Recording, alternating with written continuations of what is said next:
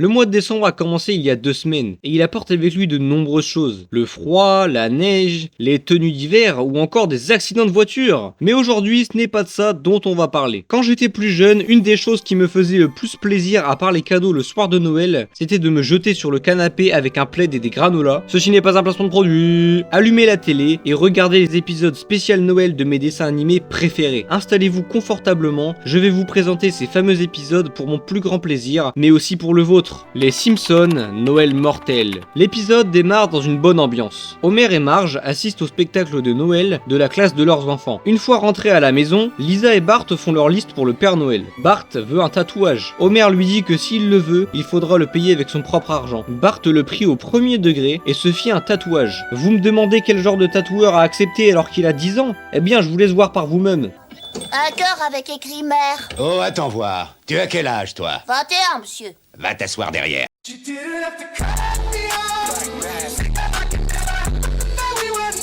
Marge le remarqua et lui retira avec une opération qui coûtera toutes ses économies pour Noël. Homer, lui, n'aura pas sa prime de Noël et ne veut pas l'avouer. Il vole donc un sapin et s'engage en tant que Père Noël dans un centre commercial pour payer les cadeaux. Bart le démasque et Homer ne gagne que 13 $ qu'il décidera de miser sur une course de chiens. Le chien sur lequel il a parié s'appelle Petit Papa Noël.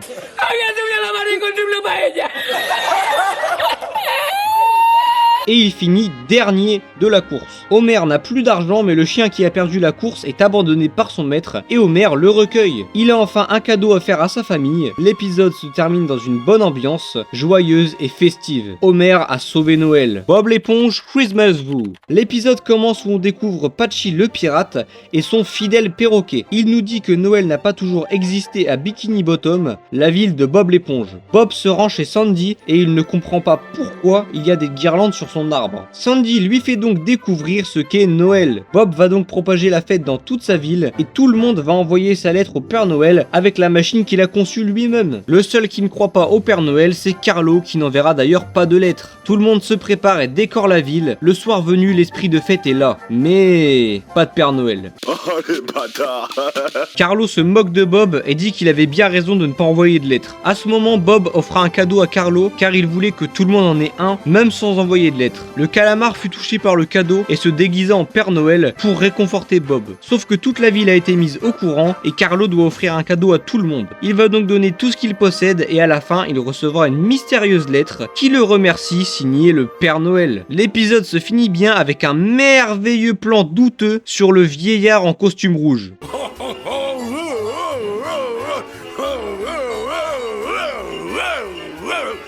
Ahora ya había subido la marea. Gumball, Noël. La famille Watterson chante tranquillement pour l'arrivée de Noël dans leur voiture. Mais qui dit Watterson dit problème. Alors Richard, le père de la famille, renverse un homme avec sa voiture. Après l'avoir transporté à l'hôpital, il est recueilli dans la maison de la famille. Tout le monde croit que cet homme est en fait le Père Noël, sauf la mère, Nicole, qui n'y croit pas. Car, quand elle était petite, aucune de ses lettres n'était arrivée jusque dans le pôle Nord. Peu de temps après, Richard tomba nez à nez avec un renne au nez rouge accroché à un traîneau. Le gros lapin rose voulant sauver Noël monta dans le traîneau et en perdit le contrôle. Un paquet cadeau tomba et atterrissa sur la tête de l'homme. Gumball et les autres se retournent. Le Père Noël est là. Il avait perdu la mémoire à cause de l'accident au début de l'épisode. Mais tout n'est pas fini. Le traîneau emporte Gumball avec son père. Il faut maintenant gérer l'atterrissage et c'est réussi. Une fois atterri, Nicole a enfin le droit à des explications et à son cadeau. Les lettres qu'elle avait envoyées étaient à destination du pôle Sud. Le Père Noël vérifiait son adresse avant de se faire renverser par Richard. Bref, tout est bien qui finit bien. Noël aura bien lieu dans la ville d'Elmore. Garfield, chaleur du foyer. John apprend à ses animaux que cette année, c'est lui qui organisera le réveillon chez lui. Après avoir décoré le sapin, Garfield, Odie et leur maître partirent au magasin pour finaliser les préparations de la soirée. Pendant que John était parti faire des courses, Garfield croise Harlene. Elle lui propose de venir avec elle pour lui montrer les animaux abandonnés qui ont besoin de nourriture et d'un refuge. Garfield refuse et rentre chez lui. On bat les couilles, frère. heures. Mais une fois rentré, il regrette. Il se rend donc là où Arlene lui a proposé de venir et il prend avec lui des couvertures et de la nourriture. Une fois sur place, une question se pose. Mais comment attirer les gens dans cet endroit pour que les animaux soient adoptés? Miracle! Audi a une bonne idée, transformer le tas d'ordures géant en sapin de Noël lumineux. Le soir est arrivé et John cherche ses animaux. Malheureusement, c'est trop tard. Les invités sont arrivés. Une fois dans la cuisine, Monsieur Wilson entend un bruit étrange dans le salon. John s'y rend et... plus rien. Tout a disparu. C'est en réalité Garfield qui a tout pris pour ramener ça à l'ancienne gare et faire remarquer les animaux. Garfield conduit la voiture qui la ramène jusqu'au tas d'ordures afin d'illuminer l'étoile du sapin avec les phares du véhicule. Évidemment, faites pas attention à ce que je viens de dire, tout est logique. Même le chat obèse qui conduit la voiture. En voyant la lumière du sapin géant, John et les autres se rendirent sur place. En découvrant les animaux abandonnés, certaines personnes décidèrent de les recueillir. Monsieur et Madame Wilson adoptèrent un canari et un chien. Les parents de John, eux, prirent les 3 petits chatons. Mais il restait encore des animaux. Soudain, une foule de personnes, dont Vito le pizzaiolo, arrivèrent et adoptèrent les animaux restants. Arlene embrasse Garfield et l'épisode se termine sur une grande fête qui respire la joie et l'esprit de Noël. Bob l'éponge, It's a SpongeBob Christmas. La neige tombe sur la ville de Bikini Bottom. Bob se réveille et se prépare pour la fête. Il croise d'ailleurs Patrick qui a préparé un piège pour le Père Noël. Oh, c'est quoi ça? Ça, c'est un piège. C'est un piège pour le Père Noël. Tu comptes l'attraper avec un gâteau de Noël? Oh, un cookie. Non. Mais vous fumez, monsieur. Au même moment, Plankton prépare un plan machiavélique pour avoir un cadeau malgré tout ce qu'il a fait. Le cadeau qu'il voudrait, c'est la recette du pâté de crabe. Alors il met une substance chimique qui rend méchant dans du gâteau qu'il compte distribuer à tout le monde. La première personne qu'il croise est Bob qui mange du gâteau.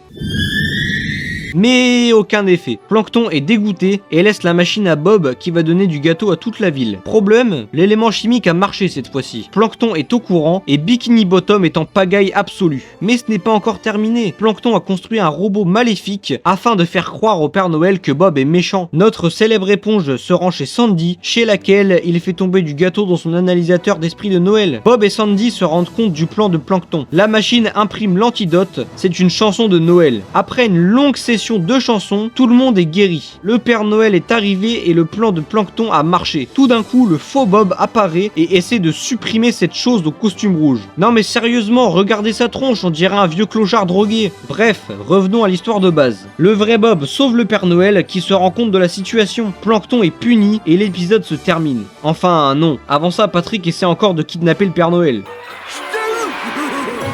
Tom et Jerry, le bébé dragon de Noël. Nous retrouvons notre duo de chats et de souris préférés sous le sapin de Noël de la maison de leur maîtresse sorcière. Jerry offre un pull à Tom et Tom offre une boule de Noël qu'il essaie de reprendre car elle est explosive. Il ne réussit pas et se cache derrière l'horloge. La souris le fit sortir et une course-poursuite commença mais fut vite arrêtée par une des 2 maîtresses qui les envoya en mission pour aller chercher un bébé dragon. Après quelques mésaventures dans la forêt, Tom et Jerry trouvèrent l'entrée de la grotte. Oui, je sais, un panneau électrique dans la forêt, c'est pas très cohérent, mais je vous préviens, c'est pas le dernier truc chelou qui va se passer dans l'épisode. Nos 2 protagonistes rentrèrent donc dans la grotte et trouvèrent directement le bébé dragon qu'ils mettent dans une cage à oiseaux. Sur le chemin du retour, une armure de chevalier spawn littéralement sur Tom et le dragon s'échappe de la cage. Le chat et la souris le prirent donc en laisse et visiblement le bébé voulait recréer la calvitie de Bylan sur le crâne de Tom. Le froid commençait à prendre le dessus et les animaux sont gelés. Le petit dragon créa donc un feu avec un sapin pour les réchauffer. Bravo la déforestation! Une fois rentrés chez eux, Tom et Jerry apprirent que le dragon allait finir en ragoût. Ils essayèrent donc de le cacher et bravo! Les 2 animaux de compagnie ont réussi le test des sorcières dont le vrai objectif était de tester leur charité ainsi que leur bonne volonté. Le petit est ramené dans sa grotte. L'aventure se termine sur une bonne note. Masha et Mishka, 3, 2, 1, joyeux Noël! Le gros ours se réveille tout heureux pour décorer son sapin de Noël. Pendant ce temps, Masha chouine à ses pieds pour jouer avec les boules du sapin. J'aurais été à la place de Mishka, je l'aurais balancé dans le four, mais lui visiblement il est plus tolérant et la met seulement au coin. Mauvaise idée, elle commence à jouer avec les feux d'artifice et catastrophe, ça brûle le beau sapin de Mishka. Je vous avais dit quoi, fallait la mettre dans le four la gamine. L'ours jette donc les feux d'artifice restants et part chercher un nouveau sapin dans la forêt avec Masha. Surprise, le Père Noël passe sur la voie ferrée à côté d'eux et la gamine pourrie le fait dérailler. Il le recueille donc chez eux et le vieillard au costume rouge leur confie confie la tâche de distribuer tous les cadeaux qu'il reste.